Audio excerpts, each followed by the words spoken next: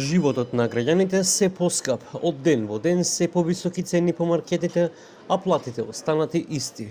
Граѓаните од маркет во маркет бараат поевтина храна, а истата се поскапа.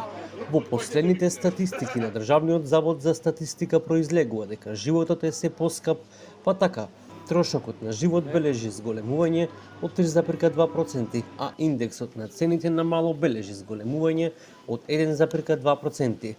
Само за храна и за пијалоци, трошоците се зголемиле за 5,2% на годишно ниво, додека цените на мало за прехранбени производи се повисоки за 4,4%, а додека минималната плата непроменета остана на нешто околу 400 евра. Во јануари 2026 година, во однос на декември 2025 година, зголемувањето на трошоците на живот е забележано во следните групи: покукнина, опрема за домаќинства и редовно одржување на домаќинства, домување, вода, електрична енергија, газ и други горива за 1%, ресторани и услуги за сместување за 0,7%, услуги за образование. Индексот на трошоци на живот во јануари 2026 година во однос јануари 2025 година бележи зголемување од 3,2%, а индексот на цените на мало бележи зголемување од 1,2%. Додека трошоците за живот остануваат се поскапи, а граѓаните крпат крај со крај, Сојузот на синдикати на Македонија преку протести и блокади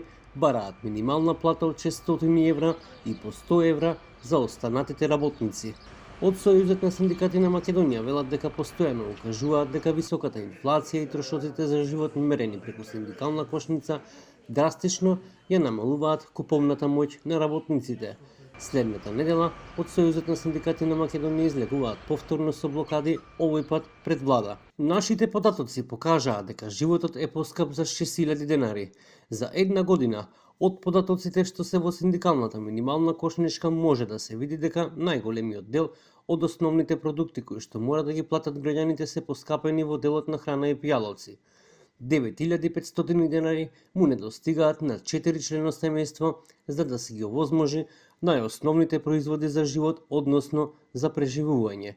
Токму тоа е болна реалност, а статистиката ништо не ни покажува, бидејќи цените по маркетите се повеќе од 3% за една година. Една од причините поради која Сојузот на синдикати на Македонија бара покачување на минималната плата на 600 евра и по 100 евра за останатите работници е токму оваа ситуација која покажува дека работникот не живее, туку дека преживува. Последната измерена синдикална минимална кошница изнесува над 65.000 денари. Власта се спротистави на ваквите пресметки на Сојузот на синдикати на Македонија и долго време најавува дека тие како влада ќе пресметуваат колку изнесува потрошувачката кошница.